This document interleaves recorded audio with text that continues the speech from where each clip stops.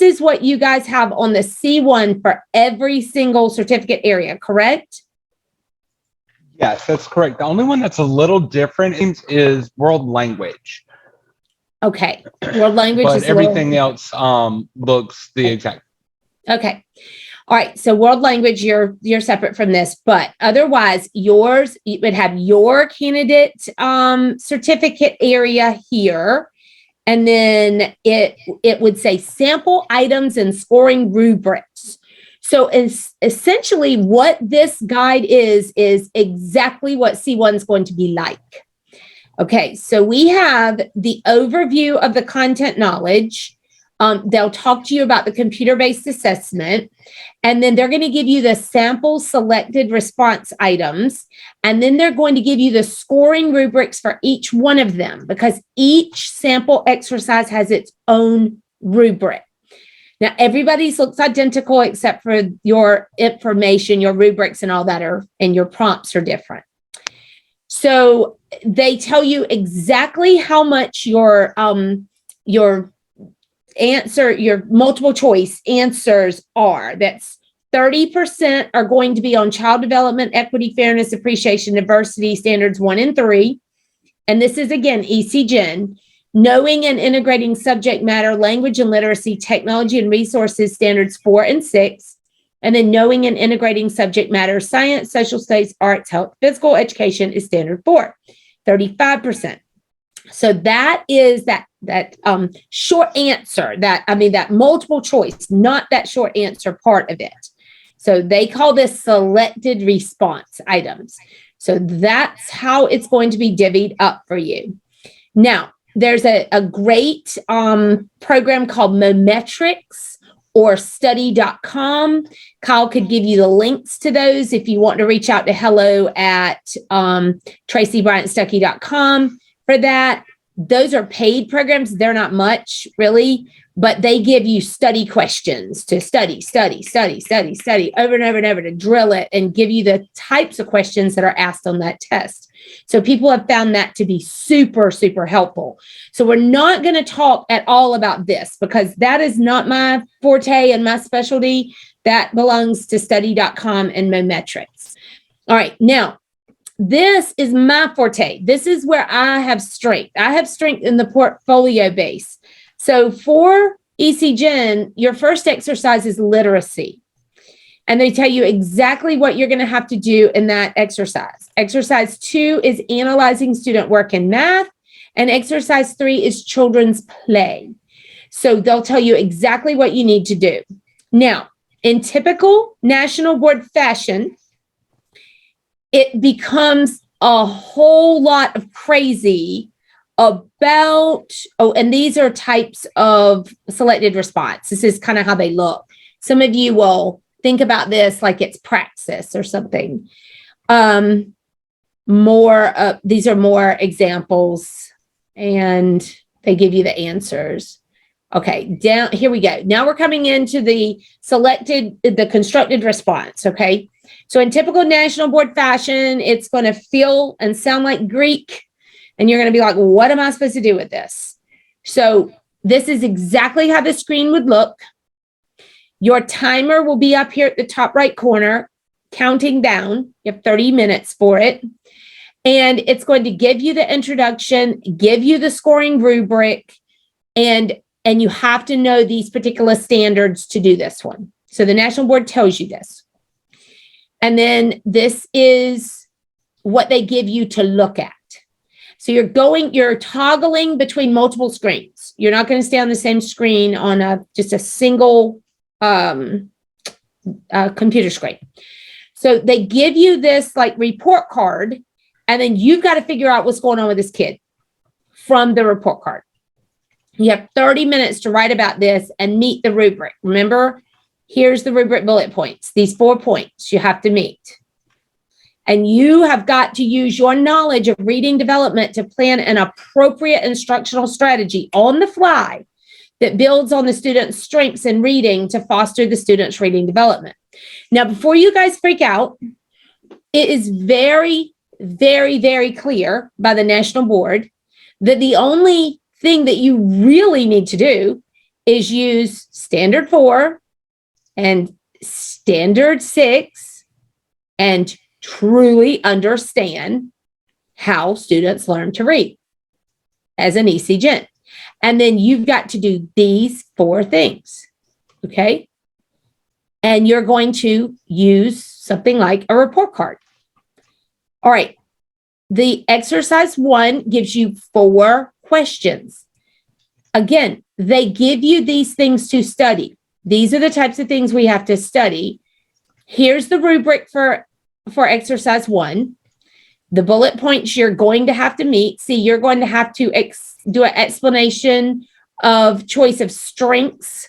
So you're going to have to determine what the strengths of the child are. You're going to have to set a goal and a plan that includes an appropriate strategy that's connected to that goal. All right, so we know what we have to do, right? But the problem is the National Board gives us this piece of paper that seems like Greek, makes us want to vomit because we're like, oh my God, it's too hard. 30 minutes, are you kidding? I'll never be able to do this.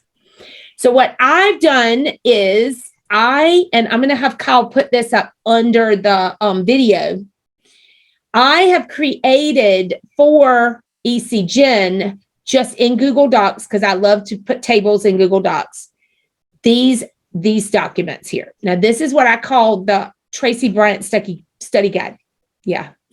Anyway, there are several resources that are important for EC Gen, and that's this particular study guide on the foundations of reading, how kids truly learn how to read. It's a 82-page document, but it's a must-study guide.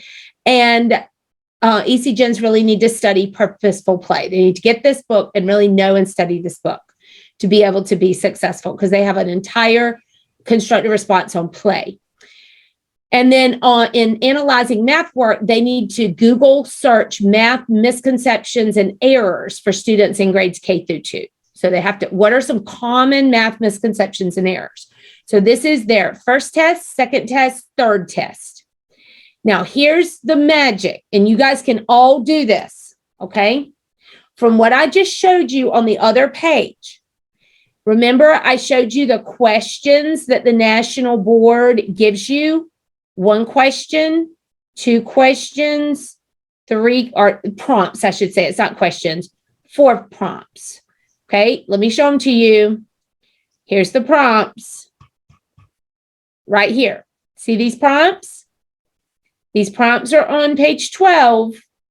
Those are your prompts. They're right here in the far left column for me. Matched to the prompts are the rubric bullet points, and it's shocking how much they look alike. If you read them, you'll be like, oh my God, it's like the same thing. So where did they give you the rubric bullet points? Well, they've given them to you all over the place, but here's the criteria for scoring right here. That's your criteria for scoring. Those are the rubric bullet points. And down here, the National Board said these will be the characteristics that they'll be able to find. They'll be able to find 2 important strengths from the progress report, the teacher will. They'll be able to explain the choice of strengths, right? So the third column that I created was the standards language. So what I want you to do is put your prompt, put the bullet, the rubric bullet that matches it, go to standards, in this case, 4 and 6, type in everything in that standard that goes with that. Like you just want to memorize it, like they go together, like salt and pepper, like white on rice, they go together.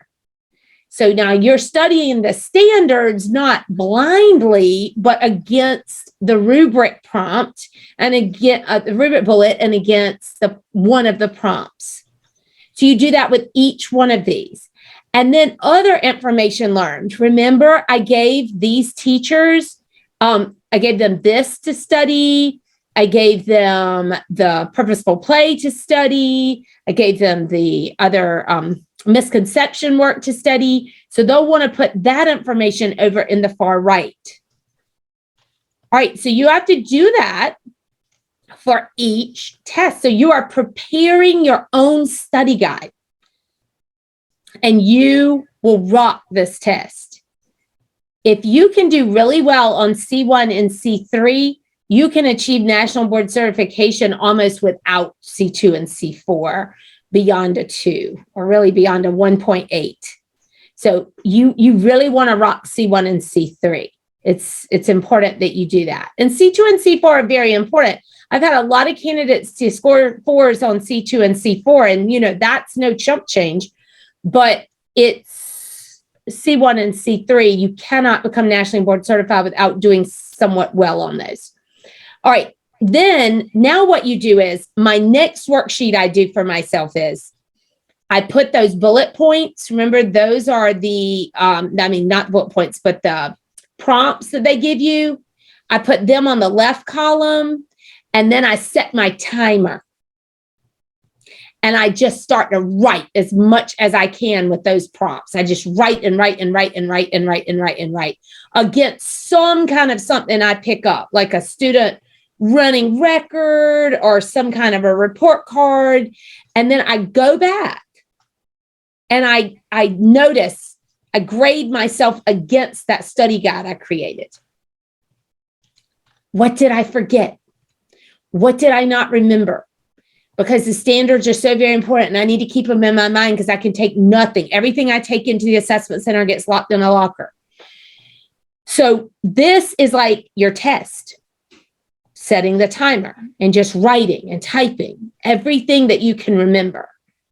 And again, you do that for each one. This is the math one.